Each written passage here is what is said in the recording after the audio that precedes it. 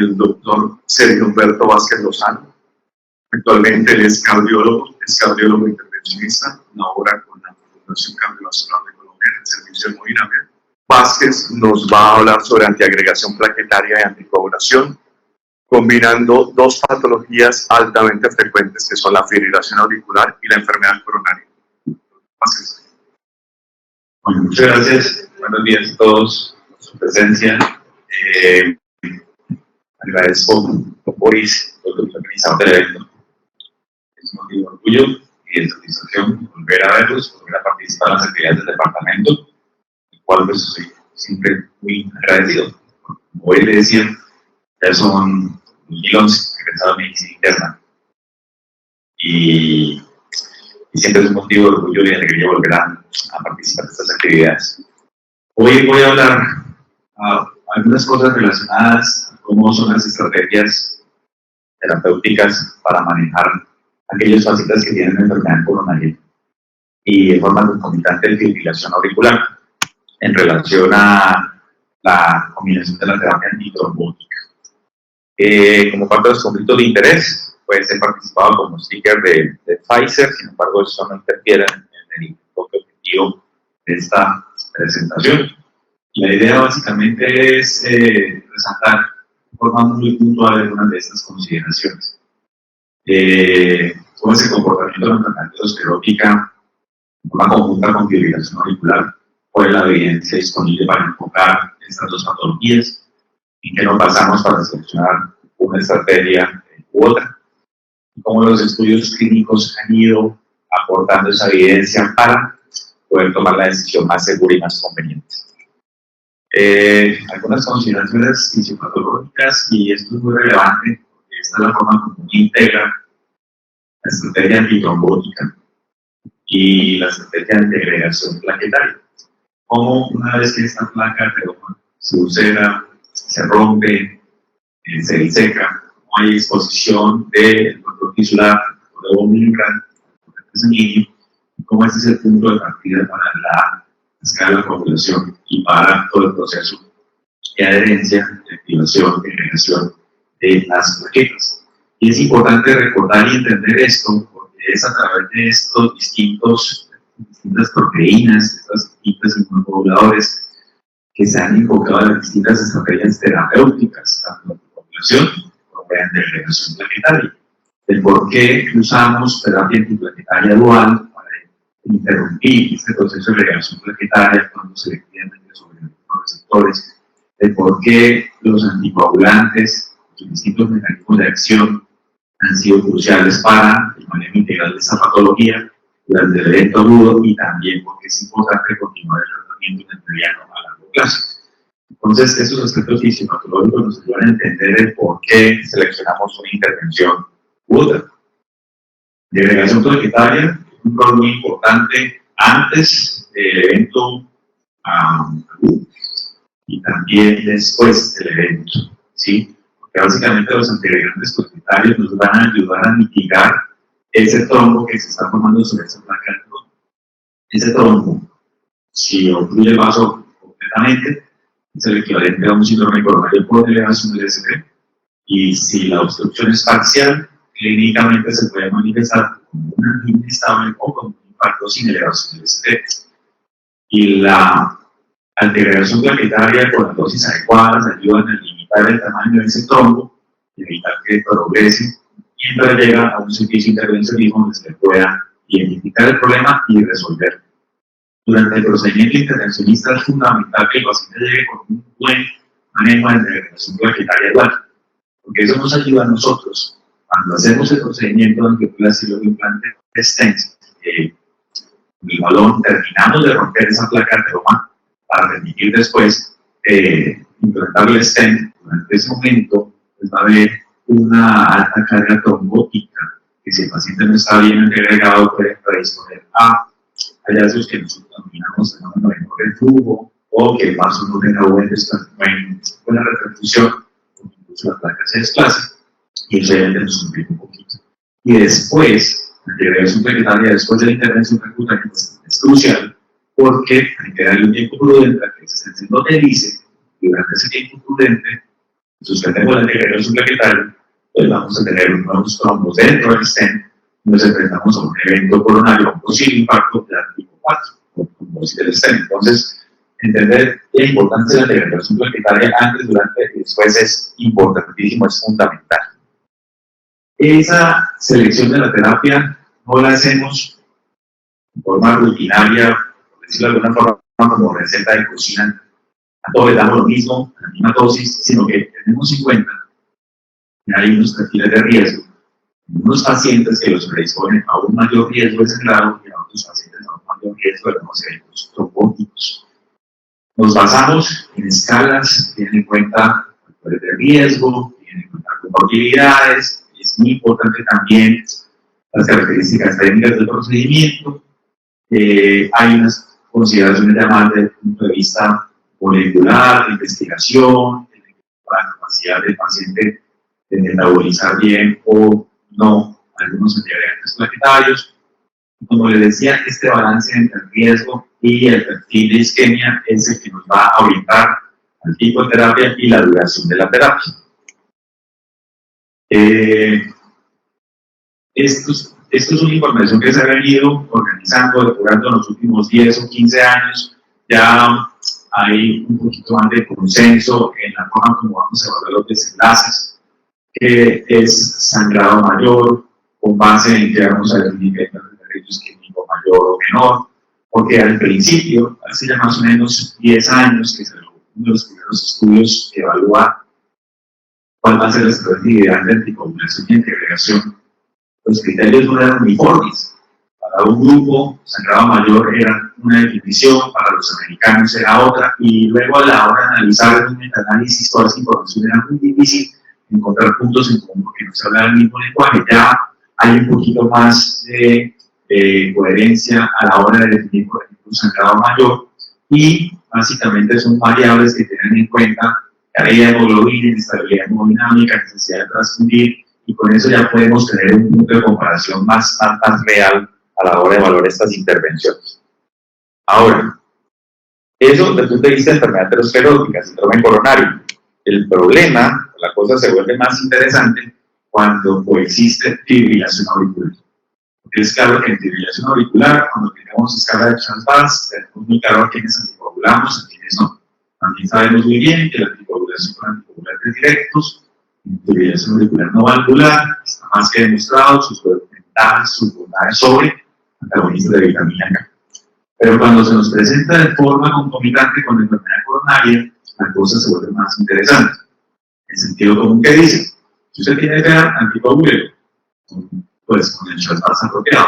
Y si tiene enfermedad aterosclerótica que se interviene de forma percutánea, pues antiagregación dual. Y ese era el enfoque que se daba inicialmente, hace 10 años. Ahorita les muestro una diapositiva muy interesante de cómo se manejaba eso. Sentido común que le decía a uno, de las tres cosas. Y a eso se le conoce como terapia triple. Terapia triple antitrombótica.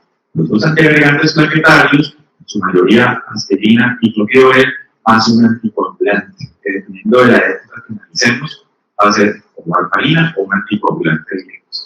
El problema cuál era? Que el riesgo de sangrado de esa balanza entre protección de eventos trombóticos y sangrado ya se inclinaba hacia el sangrado. Los efectos positivos se perdían en expensas de mayor riesgo de sangrado. Y ahí es donde empezó a evolucionar la investigación en búsqueda de cuál es la estrategia más conveniente. Resulta que este problemita es más frecuente de lo que creemos, en el sentido que prácticamente la prevalencia de fibrilación auricular, ustedes saben que va a ir aumentando en la medida en que nuestra población va envejeciendo, ¿sí? Igual que la enfermedad aterosclerótica del corazón. Ahí no es un secreto. La prevalencia de hipertensión y de diabetes cada día va más en aumento. Toda esta población no está adecuadamente controlada y lo que se espera es que la enfermedad coronaria también vaya en aumento. Entonces, la coexistencia entre ambas entidades, entre fibrilación auricular y aterosclerótica, va a ser cada vez mayor. Y este escenario va a ser cada vez más frecuente. Y fíjense ustedes que en la mayoría de los estudios que han venido analizando la estrategia terapéutica de fibrilación auricular, se ha encontrado que entre el 18 y 46% Esos pacientes con ETER también tienen enfermedad esclerótica, enfermedad coronaria. No la hayamos diagnosticado, es diferente. Que no se haya tratado oportunamente, es diferente, pero esto va a coexistir cada vez más la incidencia de enfermedad coronaria en pacientes con fibrilación auricular. Y esa combinación, como les decía ahorita, va a aumentar en la medida en que nuestra población envejezca. ¿Sí? Entonces, como les decía, sentido común, esto es lo que se usaba antes, CSPA, de la anticoagulación directa, si es enfermedad esclerótica, pues de la agregación plaquetaria. En resumen, terminamos en terapia triple, pero el costo que se paga es altísimo, aumenta hasta 3 veces el riesgo de sangrar. Lo que usted quería evitar, los eventos trombóticos, a perderse ese efecto neto, expensas de sangrar. Esto era lo que se hacía antes de este primer estudio que cambió el enfoque en este tipo de casos. Que yo les decía, esos pacientes que tenían de forma concomitante, la tendencia antes de que salieran estos estudios era darles terapia triple y el riesgo de sangrado era desproporcionadamente alto. ¿Sí? Claro, hay que también situarse en el contexto, porque estamos hablando de algo más de 10 años de este estudio. La mayoría de casos se movían en los hacíamos por vía femoral y no contábamos de pronto con plataformas de stents que conocemos hoy día. Había muchas cosas que también incluían en ese riesgo de sangrado, pero un riesgo desproporcionadamente alto. Este estudio nos mostraba también que las combinaciones o el manejo era un desorden, porque usted podía hacer, intentar cualquier cosa. Unos les daban aspirina clopidogrel, otros warfarina aspirina, otros warfarina clopidogrel, otros monoterapia. Digamos que ahí todavía la cosa era muy ensayo y error. Y resulta que cuando se analizaban todas las posibles combinaciones, usted podía potencialmente ofrecerle 2.8 millones de combinaciones diferentes a los usuarios, porque usted, ¿qué podía ofrecer? ¿Quería darle ASA? Listo, puede darle ASA. Se han probado muchos esquemas de ASA, 100 miligramos, 300 miligramos, 600 miligramos. Se han probado clopidogrinas, clopidogrinas que ya no están en el mercado, Prazo, Ticagrelor. Se han probado anticoagulantes como warfarina, la diatrapia, los anticoagulantes directos. Se han probado con dosis reducida, dosis estándar, se han probado una duración variable, o sea, hay muchas combinaciones. En medio de ese desorden, afortunadamente ya la evidencia nos ha ido aterrizando a cuál es la estrategia más conveniente. Entonces, ¿cómo empezó todo esto? Empezó con este estudio de los Países Bajos, que es el estudio UEST, donde básicamente es un estudio pequeño pero muy valioso, 573 pacientes, se organizaron en 2 estrategias. La estrategia estándar, entre comillas, que se venía usando en esa época, que era agregación dual con ASA, clopidogrel y warfarina, versus una estrategia que no utilizara el ASA, es decir, warfarina y clopidogrel. Y se propuso, con unos detalles muy puntuales del estudio que ahorita no quiero, digamos, de pronto hacer una referencia, seguirlo durante un periodo de tiempo de 12 meses, buscando evaluar en términos de seguridad, como decía, con desenlace de sangrado, para el sangrado de ellos, va a ser una escala que era la escala de Gini. Y aquí es donde nos dieron luces, porque el grupo que recibía terapia triple tuvo de forma desproporcionada muchísimo más riesgo de sangrado en comparación con el grupo que recibía la estrategia solamente de anticoagulación con un resultado estadísticamente significativo. Y a pesar de que este estudio, el diseño, era únicamente buscando un perfil de seguridad, es decir, sangrado, se encontró que esta estrategia no generó mayores eventos trombóticos. Entonces, este estudio es el que definitivamente nos dice que, oiga, es una buena opción. No se aumentan los eventos trombóticos y el sangrado que venía presentando se redujo significativamente. Entonces, es una estrategia razonable, vale la pena. Y a la par del UEST, este estudio, que es el ISA triple, en donde evaluó más que la combinación dual, la duración. Que la filosofía antes era, bueno, ¿qué tal que de pronto estemos dándole mucho? ¿Qué tal que, y si le damos 6 semanas en comparación con 6 meses, habría alguna diferencia? Pues básicamente el enfoque de esto era que no era necesario dar tanto tiempo y por otro lado, incluso una terapia antitrombótica compuesta únicamente por anticoagulante y antiplaquetario pudiera ser suficiente en ese desenlace.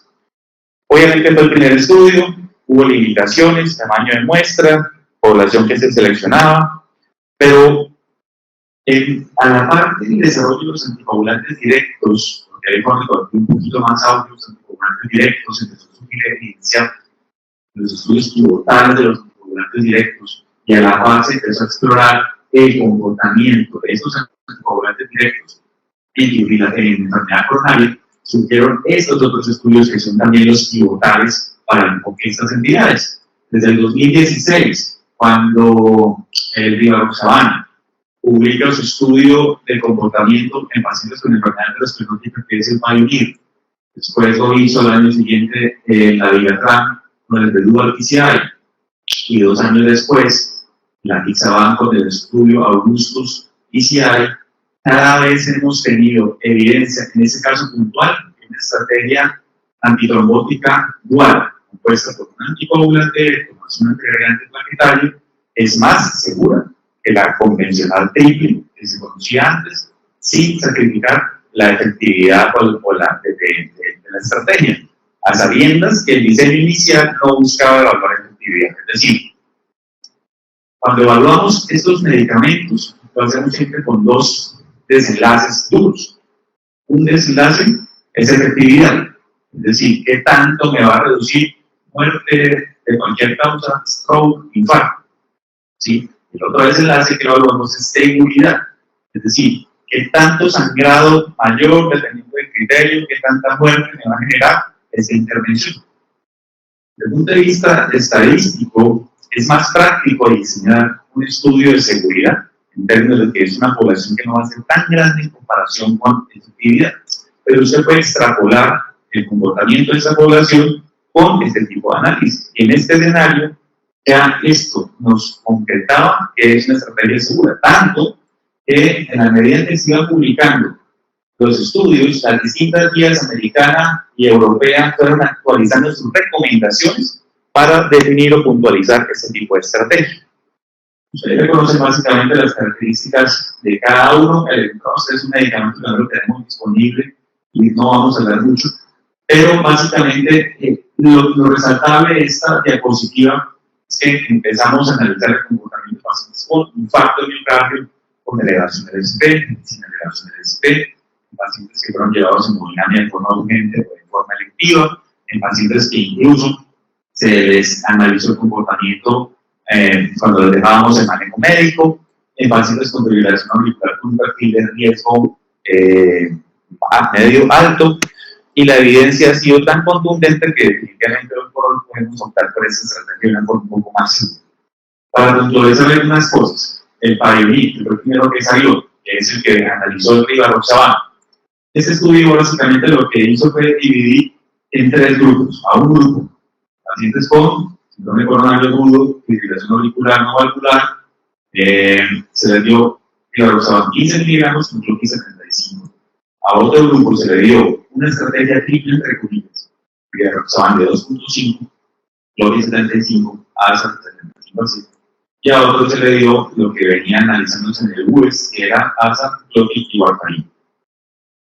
Este estudio es importante, lo único a resaltar de este estudio es que, bueno, me mostró que la terapia dual tenía menor riesgo centrado que la terapia triple, pero aquí la terapia triple demostró un comportamiento similar usando rivaroxaban de una dosis de 15 miligramos. O sea, esa pudiera ser una opción si mi paciente se dio para anticoagularlo por la EPA, la dosis necesaria para anticoagularlo sería 15 miligramos. Pero si mi paciente necesita una dosis de 20 miligramos de rivaroxaban para anticoagulación, este estudio no me lo va a proteger de forma adecuada. Ese es el único gap a tener en cuenta cuando yo voy a utilizar esta evidencia para enfrentarme a este caso. Pero desde acá ya se venía comprobando que la estrategia de una terapia dual era mucho mejor que la terapia triple sin comprometer el perfil de seguridad. Y eso fue lo que mostró el Pioneer. Acuérdense que aquí siempre hablamos de desenlaces de seguridad, es decir, sangrado.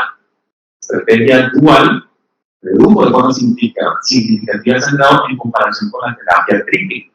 Y ahí fue que las primeras guías que fueron las americanas empezaron a contemplar como que así, esa puede ser una opción. Ustedes pueden ver las curvas como la terapia triple ofreció o generó más sangrado en comparación con la terapia 2. Esta terapia triple alternativa que ellos plantearon acá era que arrojaban de 2.5 miligramos, era una opción que se contempló en su momento para optimizar el manejo de la enfermedad coronaria y que demostró que desafortunadamente aumentaba sangrado a pesar de que podía generar un efecto protector. No se está usando ni no se usa, pero es como para poner en contexto eso.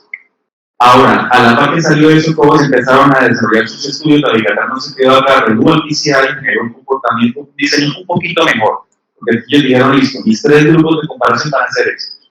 Las 2 dosis que están hoy con evidencia para anticoagular un paciente con FA, que son 150 cada 12 y 110 cada 12, versus el inhibidor de 12, o la terapia triple, entre comillas estándar, que es warfarina, clopidogrel, aspirina. ¿Sí? Y con ese estudio también se demostró que una terapia triple ofrecía más riesgo de sangrado en comparación con la terapia dual antitrombótica de la Vigatán, que si fuese el caso del 110, había una reducción relativa hasta el 48% en eventos de sangrado, mientras con el de 150 una reducción relativa del 28%. Mismo comportamiento, es seguro, sin comprometer la reactividad, es una alternativa si yo quisiera ofrecer a mi paciente una terapia, un esquema con Vigatán, ¿sí?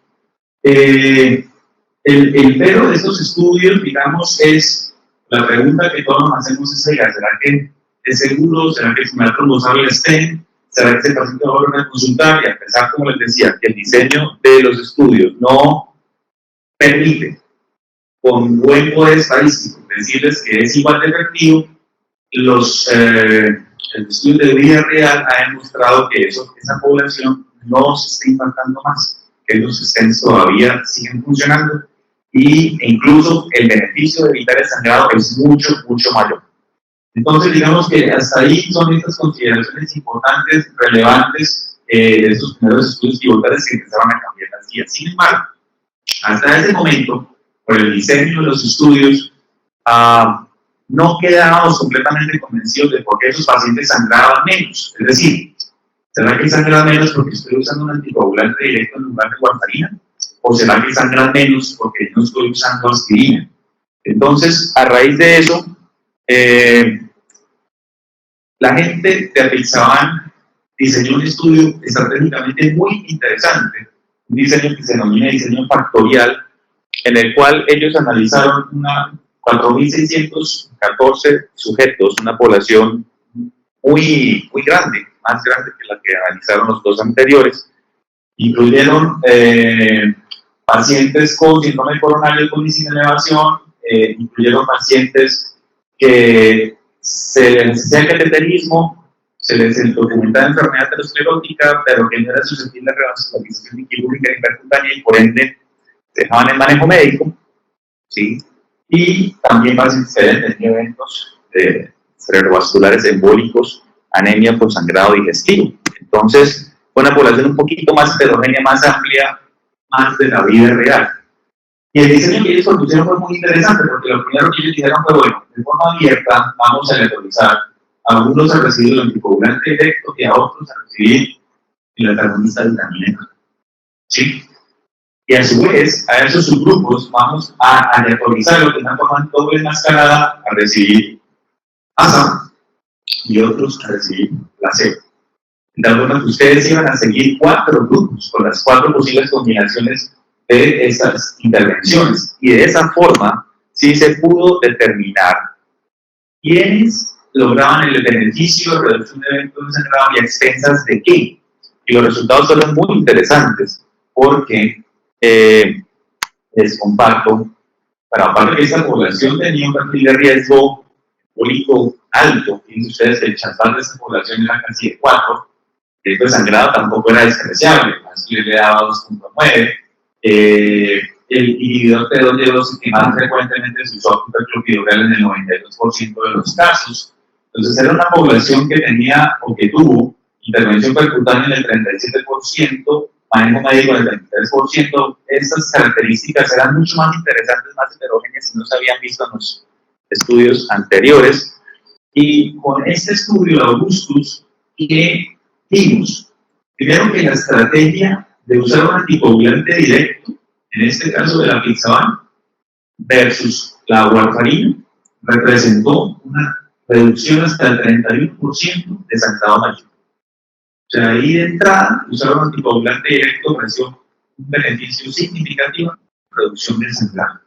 También hubo una reducción de hospitalización y muerte, en este desenlace combinado hospitalización y muerte, y no repercutió en un aumento de eventos isquémicos, que era la principal preocupación que teníamos nosotros como intervencionistas a la hora de darle salida a un paciente.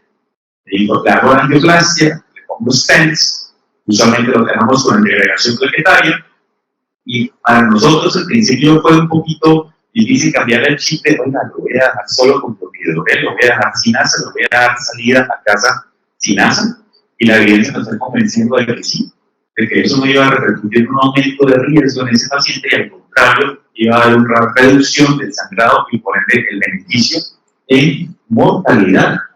Tal forma que esto fue una conclusión muy interesante. Y la otra conclusión muy interesante es qué papel desempeñaba la aspirina en este riesgo de sangrado, ¿sí?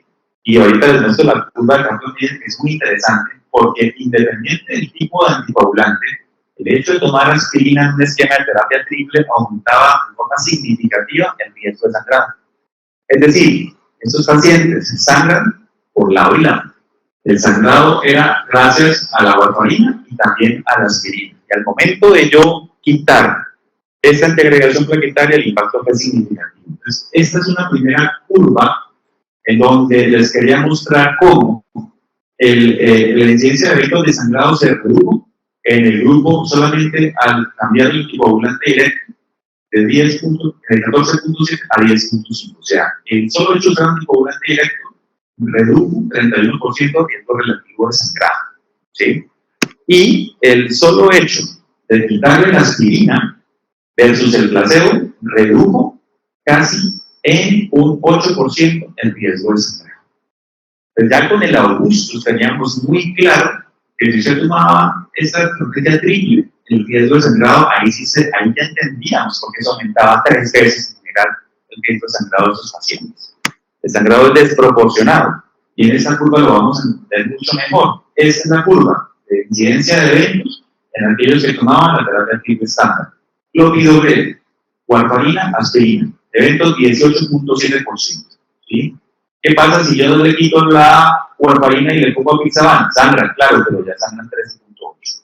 ¿Qué pasa si yo le doy una terapia dual con clopidogrel Apixaban sin asa? Sangrado 7.7%. Y es lo que cambia dramáticamente en términos de sangrado. Y ese estudio ya es el que nos da más tranquilidad para seleccionar un esquema antitrombótico dual en lugar de una terapia triple estándar en este escenario muy puntual. Ahora, precaución. Los anticoagulantes se usan a la dosis a las cuales fueron estudiadas. En el caso de Apixaban, 5 miligramos cada dosis. Los abusos respectivos, 2.5 cada dosis, de acuerdo a la evidencia. Igual con el dabigatran, igual con el rivaroxaban. Aquí no hay cabida para otros ajustes fuera de lo que ya ha demostrado la evidencia, porque precisamente ahí es donde ya perdemos la base para tomar esta decisión. ¿Y qué pasa con los eventos sistémicos? Ustedes me dirán, bueno, y si le damos aspirina, ¿será que les fue mejor? Fue igual, el grupo, el hecho de tomar aspirina no redujo eventos isquémicos, no redujo mortalidad, no redujo hospitalización, por el contrario, aumentó el riesgo de sangrado. Entonces, en este escenario, una terapia triple definitivamente no generó un beneficio en ninguno de estos escenarios, ¿sí?